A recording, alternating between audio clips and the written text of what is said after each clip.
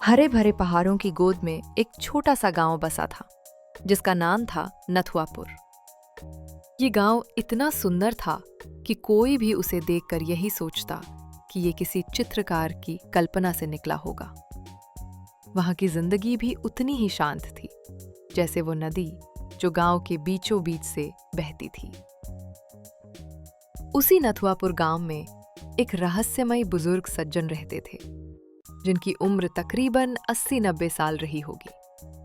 लोग उन्हें रहस्यमय इसलिए कहते थे क्योंकि वे हमेशा चुपचाप रहते थे और अकेले रहना ही पसंद करते थे।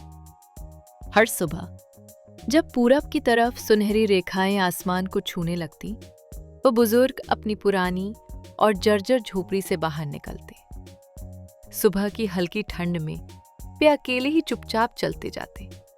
वो रोज वही पगडंडी पकड़ते, गांव की सरहद से थोड़ा आगे तक जाते और फिर वापस आते, ठीक उसी वक्त जब सुबह की धुंध धीरे धीरे छटने लगती। बसंत ऋतु में गांव में एक नई हलचल हुई। आर्यपुत्राज नाम का एक परिवार वहां आकर बस गया, हंसता बोलता और जीवन से भरा हुआ।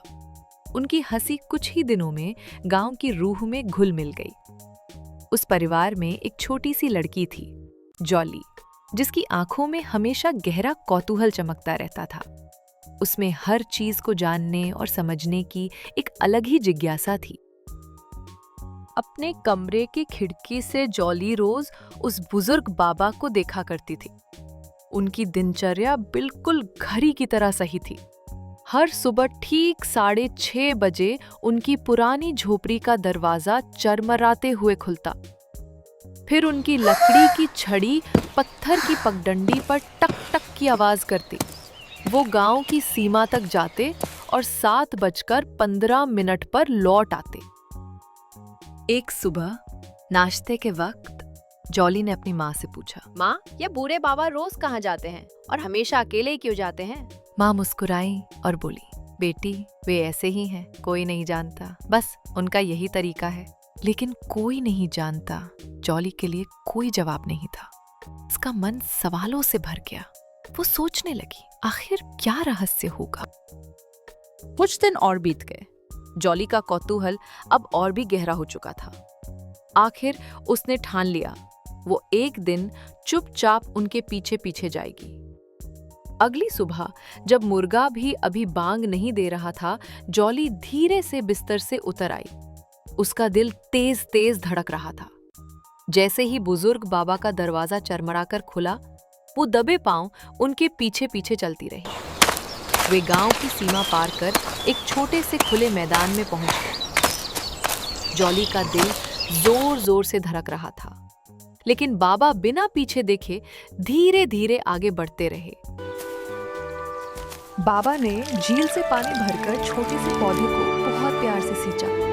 ये देख जॉली को लगा कोई बड़ा रहस्य नहीं, बस एक छोटे से पौधे को पानी देने आए हैं।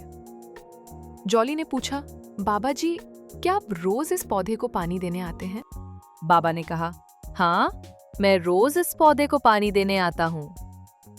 जॉली ने बड़ी ही मासूमियत से पूछा, परंतु बाबा, जब तक ये पौधा पेड़ बनेगा, जब तक इसमें फल आएंगे, तब तक क्या आप वो फल खा पाएंगे? जॉली के मासूम मगर सच्चे सवाल पर बाबा जी आज न जाने कितने वर्षों बाद ठहाके लगाकर हंस पड़े। हंसते हुए उन्होंने कहा, मेरी प्यारी बच्ची, हो सकता है मैं कभी इसका फल न चख सकूं, लेकिन एक दिन तुम्हारे जैसे बच्चे इसकी छांव में खेलेंगे। उनकी खुशी में ही मेरी असली खुशी होगी। रोज इसे देखना, इसे सींचना ही मेरा आनंद है। और अब तो तुम भी आ गई हो, मेरी सबसे नन्ही दोस्त। अब मैं चाहता हूँ कि ये पौधा तुम्हारे साथ साथ बड़ा हो। जॉली बेटा, हर दिन तुम एक अच्छा काम दूसरों के लिए करना। अपने लिए तो हम सभी करते हैं और करना भी चाहिए, लेकिन जिस दिन से हर एक बच्चा दूसरों के लिए एक अच्छा काम करेगा, उसी दिन से मौजा ही मौजा पुत्रा। उस दिन के बाद जॉली की दुनिया बदलने लगी। वो अब गांव के छोटे छोटे कामों पर भी ध्यान देने लगी, किसी का रास्ता साफ करना, किसी की मदद करना, और धीरे धीरे उसने भी बिना किसी इनाम की उम्मीद के दूसरों के लिए छोटे छोटे काम करने शुरू कर दिए। हर दिन कोई ना कोई अच्छा काम जरूर करें।